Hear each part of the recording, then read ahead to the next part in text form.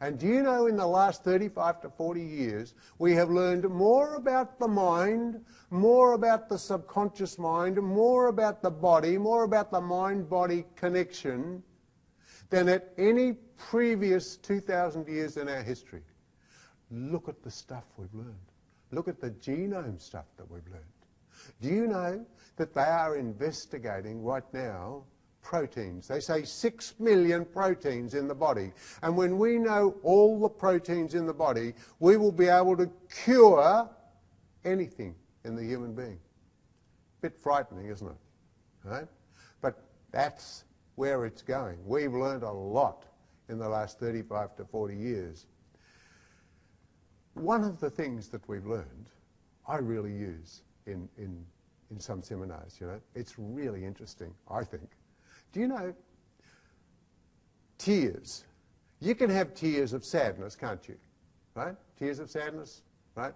You can have also tears of happiness, can't you? Yeah? Well, do you know that they have a different chemical constitution?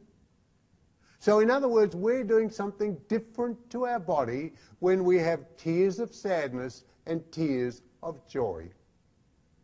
Well, now that, coupled with another research scientist, is fantastic information.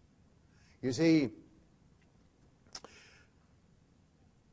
emotion is memory for the subconscious mind. Emotion is memory. This was proved in 1971. And what was actually proved was emotion is not only involved with memory, it is the very basis in which memory takes place.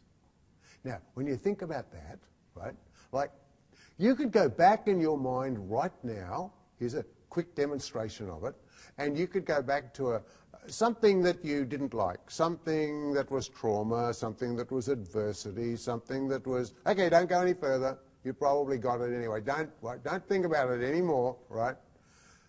But you go there, you've got it, you know what the occasion was, you know what hurt, you know all that sort of thing, right? And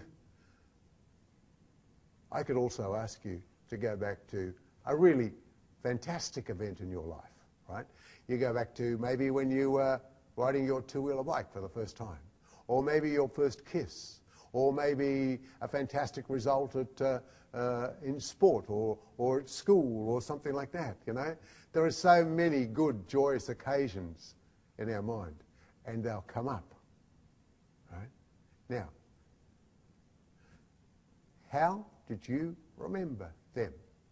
That's the key. How did you remember them?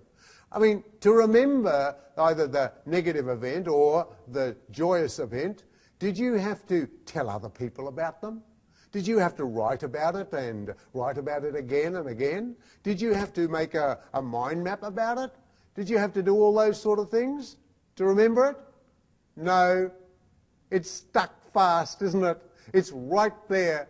So in other words, the emotion of the event made it stay in your memory. So now, right, now, if we can remember with both negative emotion and we can remember with positive emotion, do we use negative emotion to enhance imprinting on our memory? The answer is no, because of the tears stuff. Tears of sadness, tears of joy, different chemical constitution.